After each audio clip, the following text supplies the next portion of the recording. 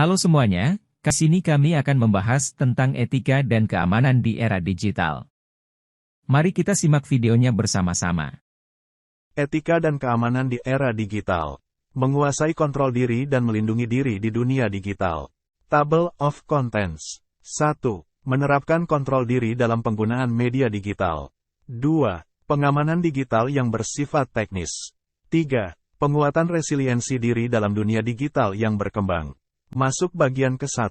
Menerapkan kontrol diri dalam penggunaan media digital. Poin pertama, kesadaran diri. Kontrol diri dalam penggunaan media digital dimulai dengan kesadaran diri tentang bagaimana, mengapa, dan berapa banyak waktu yang dihabiskan dalam berinteraksi dengan media digital. Individu perlu mengenali kebiasaan dan kecenderungan mereka sendiri, serta efek yang ditimbulkannya terhadap kesehatan, produktivitas, dan keseimbangan hidup mereka. Poin kedua, mengatur waktu. Salah satu aspek penting dari kontrol diri adalah kemampuan untuk mengatur waktu yang dihabiskan dalam penggunaan media digital. Ini melibatkan mengidentifikasi dan menetapkan batasan waktu yang wajar untuk aktivitas online, serta kemampuan untuk mematuhi batasan tersebut.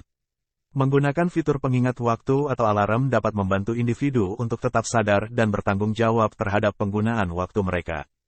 Poin ketiga, prioritas. Menerapkan kontrol diri dalam penggunaan media digital melibatkan kemampuan untuk mengutamakan kegiatan dan tujuan yang lebih penting dalam hidup.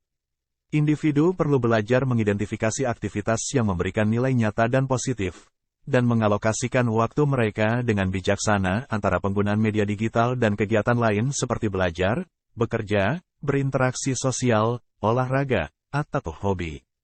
Poin keempat, pengelolaan gangguan. Kontrol diri juga berhubungan dengan kemampuan untuk mengelola gangguan dan godaan yang muncul dari media digital.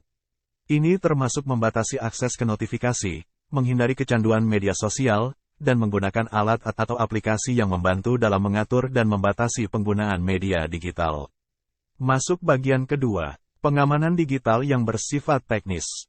Poin pertama, gunakan kata sandi yang kuat buat kata sandi yang kompleks. Gunakan kombinasi huruf besar kecil, angka, dan simbol. Jangan menggunakan kata sandi yang mudah ditebak seperti tanggal lahir atau nama hewan peliharaan. Poin kedua, aktifkan autentikasi 2 faktor. Tambahkan lapisan keamanan ekstra dengan mengaktifkan autentikasi 2 faktor di akun-akun penting Anda, seperti email dan media sosial. Poin ketiga, perbarui perangkat dan aplikasi. Pastikan sistem operasi perangkat Anda dan aplikasi yang Anda gunakan selalu diperbarui dengan versi terbaru.